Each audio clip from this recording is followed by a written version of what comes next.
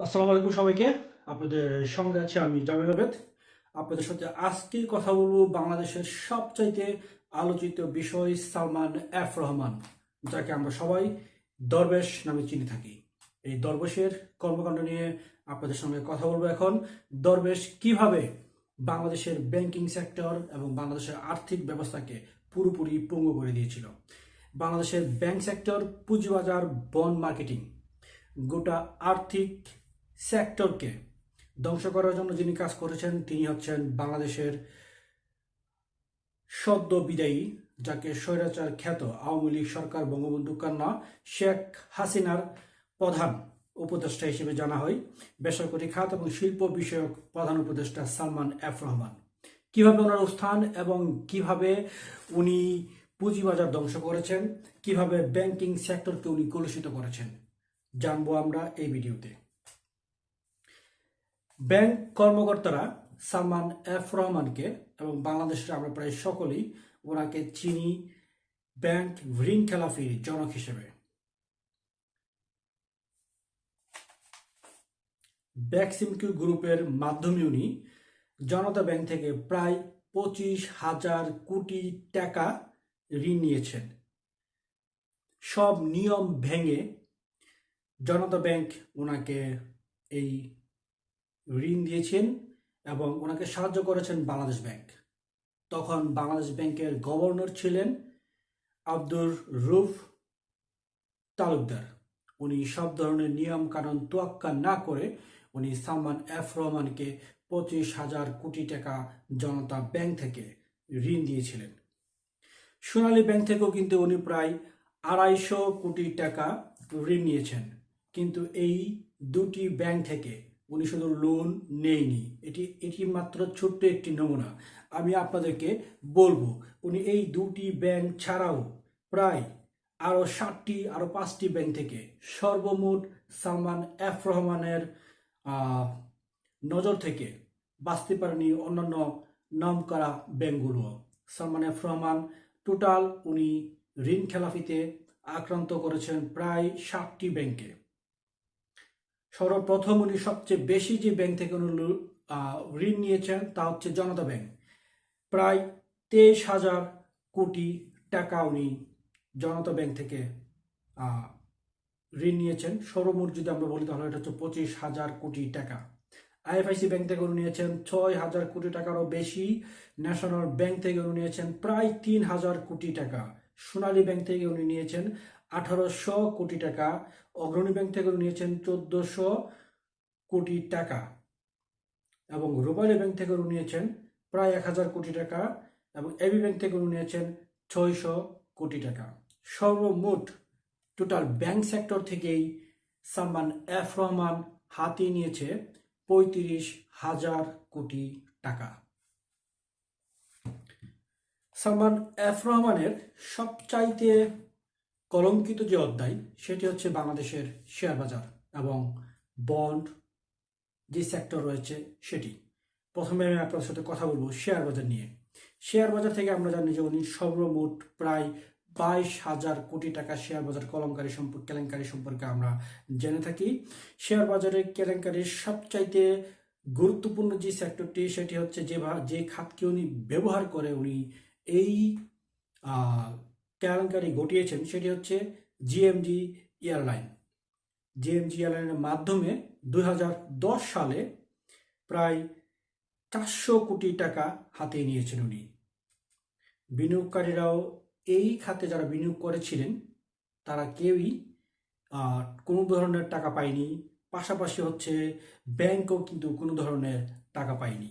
Bond sector নিয়ে যদি কথা বলি তাহলে বলতে হবে ব্যাংক, আর্থিক প্রতিষ্ঠান, বীমা কোম্পানি এবং সাধারণ বিনিয়োগকারীদের কাছ থেকে প্রায় 32,000 কোটি টাকা উনি তুলে নিয়েছিলেন। ব্যাকসিমকি গ্রুপের মাধ্যমে উনি এই টাকা নিয়ে গিয়েছিলেন। সবচাইতে গুরুত্বপূর্ণ বিষয় হচ্ছে সেটি হচ্ছে উনি যে এই টাকা হাতিয়ে নিয়েছেন, বাংলাদেশ সরকার তৎকালীন যিনি ছিলেন উনি কিংবা কোনো ধরনের মামলা ওনার বিরুদ্ধে করা হয়নি এবং কোনো ধরনের অ্যাকশনে যাওয়া হয়নি। এবং ওনাকে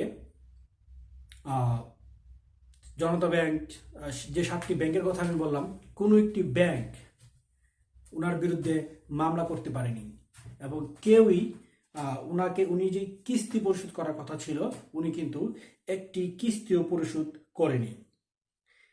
টোটাল বাংলাদেশ ব্যাংকিং সেক্টর, আর্থিক সেক্টর, পুঁজিবাজার সেক্টর, প্রত্যেকটি সেক্টরে তার যেই অপকর্ম ছিল তা কিন্তু আমরা সকলেই জানি। তো বর্তমানে অন্তর্বর্তীকালীন সরকার আসার পর এই সালমান এফ রহমান উনি এবং আনিসুল হক এই দুজনই কিন্তু পালানোর চেষ্টা করেছে। আমরা সবাই জানি সালমান এফ রহমান কিন্তু উনি প্রতি বছরই হজ করতে যায়। খুব ইমানদার মানুষ। একবার চিন্তা করে দেখুন যে একজন ব্যক্তি পুরো বাংলাদেশটাকে লুটে পুটে খেয়েছে। ব্যাংকিং সেক্টর থেকে শুরু করে এভরি সিঙ্গেল সেক্টরে ওনার আধিপত্য ছিল। ওনার বিরুদ্ধে কেউ কোনো ধরনের অ্যাকশন নিতে পারেনি, কারণ ওনার উপর সরাসরি হাত ছিল হচ্ছে শেখ হাসিনার।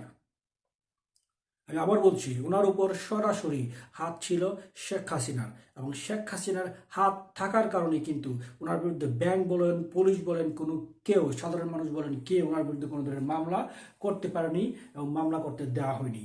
এবং বাংলাদেশ ব্যাংকও কিন্তু সকল ধরনের নিয়ম ভেঙে ওনাকে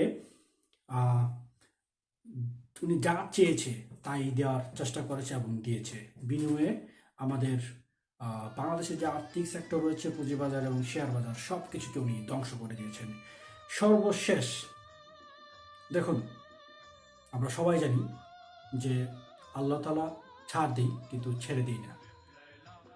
15 বছর 16 বছর উনি বাংলাদেশে, পুরো বাংলাদেশকে উনি তছনছ করে দিয়েছেন। এই 15-16 বছর পর উনি কিন্তু এখন বাংলাদেশের সবচাইতে বড় যে রাঘব বোয়াল, সেটা বলা হয়ে যাচ্ছে সালমান এফ রহমান ওরফে দরবেশকে। এই দরবেশ এখন গ্রেফতার হয়েছে। প্রতি বছর হজ করতে যাওয়া এই সালমান এফ রহমান, উনি ওনার নিজের দাড়ি পুরোপুরি কেটে ফেলে সব কিছু করে ফেলে উনি চলে যাওয়ার চেষ্টা করেছেন। আমরা আয়নাবাজির কথা জানি, চঞ্চল চৌধুরীর যে মুভি, এই আয়নাবাজির মাধ্যমে উনি পুলিশকে, প্রশাসনকে ধোঁকা দিয়ে উনি দেশ থেকে চলে যেতে চেয়েছেন। আনিসুল হক রহমান সম্পর্কে না বললেই নয়। আনিসুল হক রহমান বাংলাদেশের বিচার বিভাগ, আইন বিভাগ পুরোপুরি উনি এটাকে ধ্বংস করে দিয়েছেন। কারণ বাংলাদেশের বিচার বিভাগকে উনি ওনার নিয়ন্ত্রণে, ওনার হাতের মুঠে নিয়ে এসেছিলেন। সো সব কিছু মিলিয়ে আমরা যেখানে পৌঁছাতে পারি সেটি হচ্ছে, আপনি যে কিংবা যেই হন না কেন, আপনাকে মনে রাখতে হবে আপনি কোনো না কোনো সময় আপনি আপনার পাপের কর্মের ফল ভোগ করতে হবে। সর্বশেষ আমি যেটি বলবো, বাংলাদেশ হচ্ছে এমন একটি দেশ, যে দেশের সরকারের যদি পতন হয়, তার সাথে সাথে ওই সরকারের নেতা, কর্মী, এমপি, মন্ত্রী থেকে শুরু করে প্রত্যেকজন পালানোর চেষ্টা করে। নিজ থেকে, নিজ দায়িত্বে তারা পালাইয়ে যেতে চায়। তার কারণ হচ্ছে তারাও জানে যে তারা হচ্ছে সবচাইতে বড় দুর্নীতিবাজ। তারা যে পরিমাণ দুর্নীতি করেছে প্রত্যেকটা সেক্টরে, তারা জানে তাদের এই কর্মের ফল খুবই ভয়ঙ্কর। কিন্তু ভাগ্যের নির্মম পরিহাস, সালমান এফ রহমান এবং আনিসুল হক তারা কিন্তু বাংলাদেশ থেকে বাংলাদেশ বর্ডার ক্রস করতে পারেনি। সর্বশেষ আমি বলবো আপনাদেরকে এবং সকলের উদ্দেশ্যে, আমরা দেশকে ভালোবাসি, দেশের জন্য কাজ করি। এমন কোনো কাজ আমরা করতে চাই না বা দেখতে চাই না বাংলাদেশের যারা ক্ষমতায় আসেন তাদের কাছ থেকে, যে ক্ষমতা থেকে চলে যাওয়ার পরও আপনাকে পালাতে হবে। আমরা আমেরিকার যে প্রেসিডেন্ট রয়েছেন বারাক ওবামা, ইউরোপের অনেক দেশের প্রেসিডেন্ট রয়েছেন, এমপি, মন্ত্রী রয়েছেন, ওনারা কিন্তু ওনাদের মেয়াদকাল শেষ হওয়ার পর ওনাদের যে আগের কর্মস্থান কিংবা অন্য কোনো নতুন কোনো জব সেক্টরে কিংবা বিজনেস সেক্টরে ওনারা সেখানে পদার্পণ করেন, ওনারা সেখানে জয়েন করেন এবং ওনাদের প্রতি রাষ্ট্রের মানুষের রেসপেক্ট সেম থাকে এবং ওনাদেরকে কোনো ধরনের পুলিশি হয়রানিও করা হয় না, কারণ ওনাদের কোনো দুর্নীতি থাকে না। সো এই একমাত্র বাংলাদেশি বিএনপি হোক কিংবা আওয়ামী লীগ হোক, যারাই ক্ষমতায় আসে ক্ষমতা থেকে চলে যাওয়ার পরপরই কিন্তু আমরা দেখি যে যে তাদের নেতাকর্মীরা, এমপি, মন্ত্রীরা দেশ ছেড়ে পালানোর একটা হিড়িক লেগে যায়। ভাই, যদি পালাতেই হয় তাহলে দুর্নীতি করস কেন? দুর্নীতি করা তো ঠিক না, তাই না? সো এখন যে পাপের ফল ওনারা ভোগ করবেন তা কিন্তু হচ্ছে এই মাত্র গুটি কয়েকজন মানুষের জন্য পুরো বাংলাদেশের আর্থিক ব্যবস্থা, সামাজিক ব্যবস্থা, প্রত্যেকটা সেক্টরে আমরা তার কুফল ভোগ করে থাকি। সো আমার দেশ কিন্তু গরিব নয়, আমার দেশকে গরিব করে রাখা হয়েছে। তাই আমরা চাই না বাংলাদেশে আর কোনো শেয়ার কেলেঙ্কারি, আর কোনো ধরনের ব্যাংকিং সেক্টরে ঋণ খেলাফি হোক। আমরা চাই একটি সুন্দর, নিরাপদ, সবার জন্য বসবাসযোগ্য বাংলাদেশ। ধন্যবাদ।